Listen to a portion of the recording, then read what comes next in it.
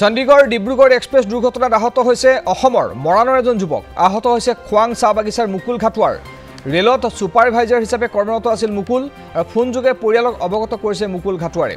দুৰ্ঘটনাৰ শিহৰণকাৰী বৰ্ণনাও দিলে পৰিয়ালক আৰু সম্প্ৰতি ডিব্ৰুগড় অভিমুখে বিশেষ ৰেলেৰে আহিছে ঘাটুৱাৰ। ৰেলখনত আছিল ডিব্ৰুগড় তিনিচুকীয়া শিমলুগুৰিৰ লগতে আন বহু যাত্ৰী।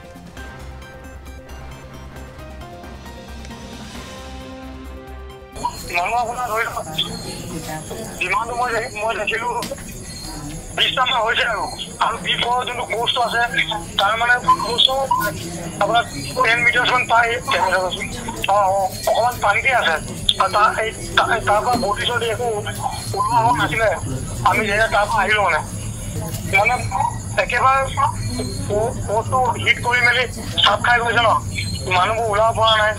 অকণমান বহুত লাগিছোঁ আৰু এইটো কিবা এটা ইয়াৰ পৰা স্পেচিয়েল এটা ট্ৰেইন এখন দিছে তো যোনটো ডিব্ৰুগড়লৈকে যাব। ইয়াত কেজুৱেলি ইমান ভয় লাগিছে মানে ইমান মানে শ্লিপাৰ আমাৰ এচিটো 8 মিনিট আছিলে তো ইঞ্জিনৰ ওচৰত সেইকাৰণে অকল এচি খিনিয়ে মানে ধাবাখিনি পাল্টি খালে আৰু এই শ্লিপাৰখিনি দুখ পাইছে মানে ইমান নহয়। এইজনত মানে আমাৰ ঘৰ ওচৰৰ আমাৰ পেহীৰ ল'ৰা এই মুকুল ঘাটুৱাৰে ট্ৰেইনত ছুপাৰভাইজাৰ হিচাপত কাম কৰে।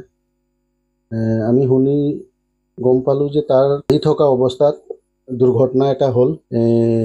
যিকেইটা ডাবা আছিলে ডাবাখিনি পাল্টি হৈ যোৱাৰ কাৰণে বহুত মানুহে আঘাত হ'ল আৰু মৃত্যুবৰণো কৰিছে। আমি আমাৰ ল'ৰাটোক মুকুল ঘাটুৱাৰক সুধিলোঁ ফোন কৰি যে সি অলপ দুখ পাইছে, বুকুত দুখ পাইছে, হাতত পাইছে, ভৰিত পাইছে। তাৰ লগৰ যিখিনি আছে সিও দুখ পাইছে, তাৰ অলপ ডিঙিটো কাটি গৈছে বুলি কৈছে।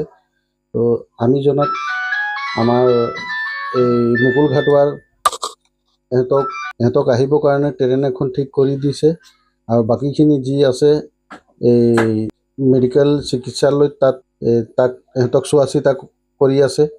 যিখিনি বেছিকৈ দুখ পাইছে আমাৰ মুকুল ঘাটুৱাৰে ইমান বেছিকৈ দুখ পোৱা নাই, সেইটো কাৰণে সিহঁতি আহি আছে।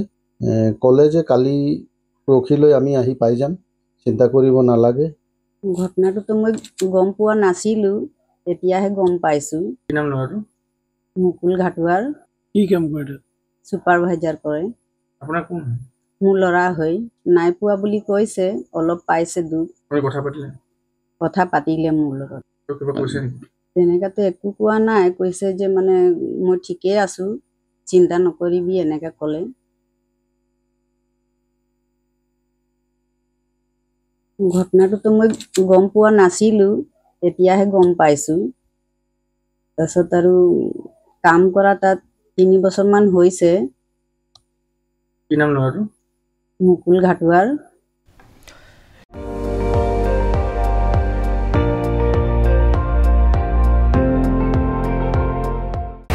আপুনি চাই আছে ND24, সৰ্বশ্ৰেষ্ঠ নহয় সৰ্বোত্তমৰ দৌৰ।